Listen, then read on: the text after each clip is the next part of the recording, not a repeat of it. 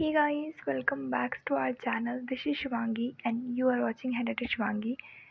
So इस video में I am going to tell you how I spend my few days before my maths board exam. तो first of all मैं आपको date sheet बता देती हूँ जिससे कि मतलब कुछ आइडिया हो जाए। तो जैसे कि मैंने यूपी बोर्ड से एग्ज़ाम दिया था क्लास 10th का।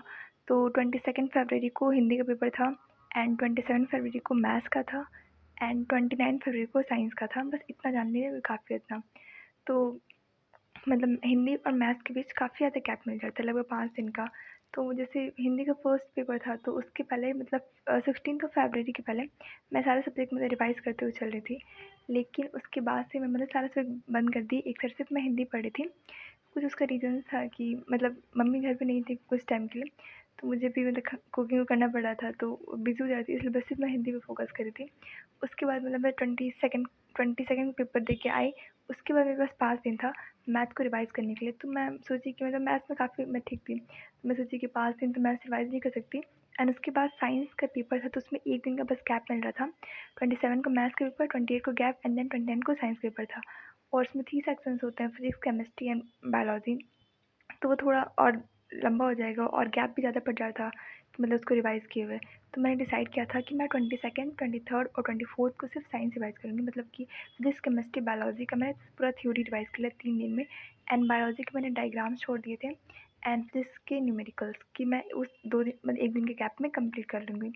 ठीक है? तो मैंने 22nd, 3rd और 4th को 3 दिन कौन बस साइंस पढ़ा।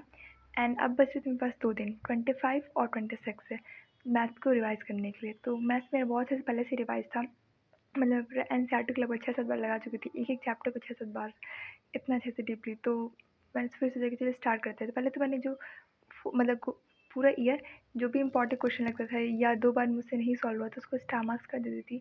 मैंने सोचा था मतलब लास्ट टाइम रिवाइज़ कर लेंगे। फिर उस दिन मतलब 25 को सोचा अरे अभी तो बहुत टाइम है, मतलब पूरा चलो एनसीईआरटी सॉल्व कर लेते हैं पूरा। तो मैंने लिया एनसीईआरटी, लिया रफ लिया एंड सॉल्व करने बैठ गई। एंड वो करते-करते मतलब पूरा 1 दिन लग गया। मतलब रात के साढ़े 12 बजे सो, फिर सुबह 4 बजे उठ के पूरा मैथ सॉल्व करो। मतलब 15-16 घंटे बस अब मैथ सॉल्व करो। लेकिन मज़ा भी आ रहा था क्योंकि सारे क्वेश्चन्स आ रहे थे मेरे को, फँस नहीं रहे थे। तो वो जाके 26 फरवरी को लगभग 12-1 बजे के आस-पास कंप्लीट हुआ मेरा पूरी एनसीईआरटी। हर एक क्वेश्चन विद मतलब एनसीईआरटी एग्ज़ाम्पल्स, एक्सरसाइज़ मतलब सब कुछ कंप्लीट हो गया था।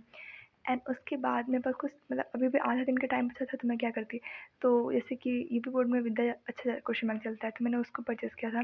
तो उसमें मैंने वो पूरा सॉल्व कर लिया था। तो उसको मैंने जो क्वेश्चन हार्ड लगे थे उसमें थोड़ा एडवांस जो क्वेश्चन थे उसको मैंने स्टार मार्क्स करके रखा था। तो वो उस दिन मैंने रिवाइज़ किया था 26 फरवरी को, मतलब रिवाइज़ किया मतलब सॉल्व करके किया था। उसके और मतलब अभी शाम तक किया, फिर शाम को एक वाईक्यू था मैथ्स का तो वो सॉल्व किया।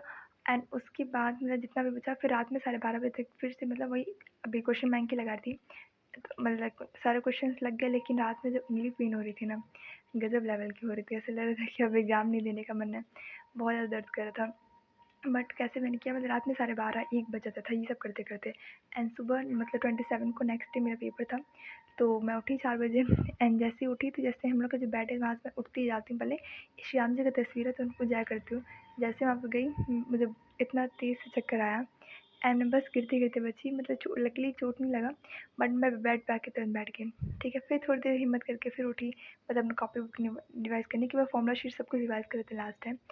तो फिर से मुझे चक्कर आया, तो मम्मी ने एडवाइस किया कि मतलब सो जाओ, मतलब उठ के एक दफ़े एग्ज़ाम देने चल जाना। तो मैं सो गई।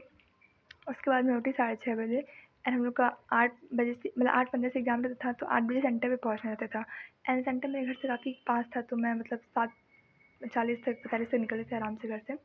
तो उसके बाद मैंने 6:30 बजे उठ के सारा फ्रेश हुआ। मतलब उठने के बाद मैंने कुछ भी रिवाइज़ नहीं किया और मैं एग्ज़ाम देने चली गई। और जब रास्ते में थी तो ऐसा लग रहा था कि मैंने कुछ पढ़ा ही नहीं है। मतलब कहाँ गया सबको, ऐसा लग रहा था कुछ पढ़ा ही नहीं है। बट जैसे एग्ज़ाम सेंटर में गया, एग्ज़ाम एग्ज़ाम का पेपर देखा, सो आई वाज़ वेरी हैप्पी क्योंकि पेपर बहुत अच्छा आया था। मतलब जैसा मैंने पढ़ा था मतलब सेम वैसे ही आया था। ऐसा लग रहा था सब कुछ पढ़ा हुआ है। एंड मैं क्वेश्चन अटेम्प्ट करती गई एंड बहुत अच्छा पेपर गया मेरा, मतलब सबसे अच्छा पेपर गया एंड इसलिए इतना अच्छा नंबर आया। तो थैंक यू।